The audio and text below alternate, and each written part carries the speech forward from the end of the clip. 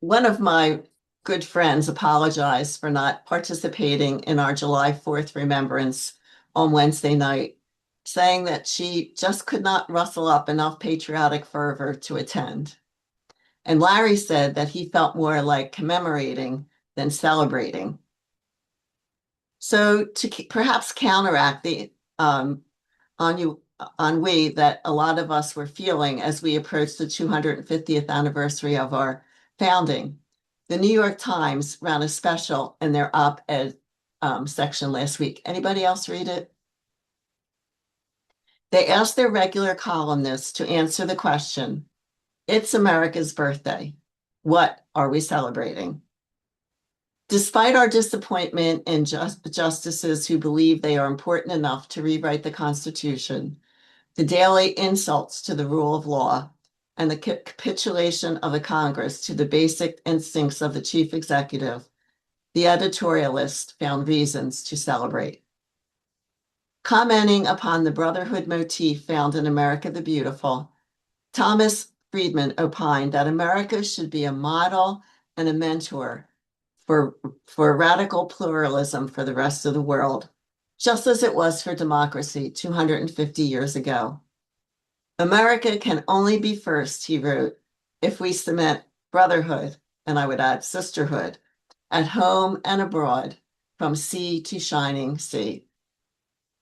Jamel Bowie put forth the example of the fugitive slave as a model for freedom and the epitome of American virtue as he commemorated slaves who ran away to seek personal freedom and freedom for others. He mentioned that the great abolitionists of the mid-19th century were fugitive slaves like Frederick Douglass. He also has a great op-ed today in today's New York Times. Michelle Goldberg included a quote from George Washington. "I have always hoped that this land might become a safe and agreeable asylum to the virtuous and persecuted part of humankind, to whatever nation they might belong." Goldberg mentioned that these sentiments of Washington were repeated by Alexis de Tocqueville in the 1830s, as he attributed America's democratic character to immigrants. Even John Adams and his Alien Enemies Act and the nativists who burned down Catholic churches in Philadelphia in the 1840s could not detract from these ongoing sentiments, which were later expressed by Ronald Reagan. We lead the world because, unique among nations, we draw our people and our strength from every corner of the world. And by doing so, we continuously renew and enrich our nation. Tressie McMillan Cottom commented on the unmitigated blessings of the public library. Frank Bruni on America's former generosity to nations in trouble. John McWhorter to the power of American musicals. Ross Duth, I never can say his name, Duthat on baseball. David Wallace Wells on American scientists who used inventions and discoveries to make the nation healthier.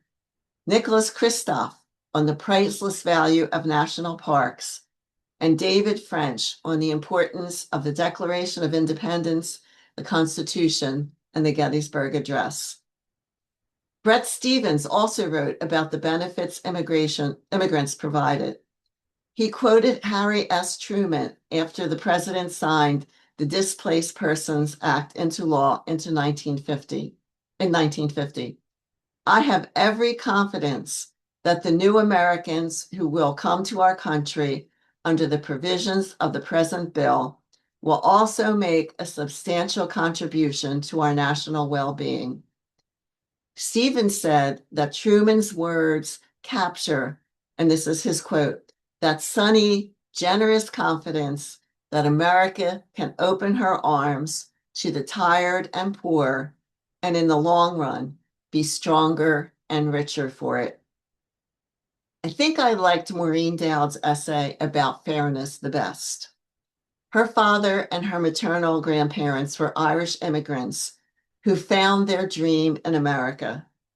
Because of the fairness shown to them in their adopted country, They wanted America to be fair to all of its citizens.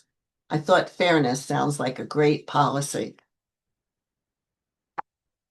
And so, whenever I'm depressed, and I don't know about you, but I'm depressed a lot lately, I'm not going to think about the president.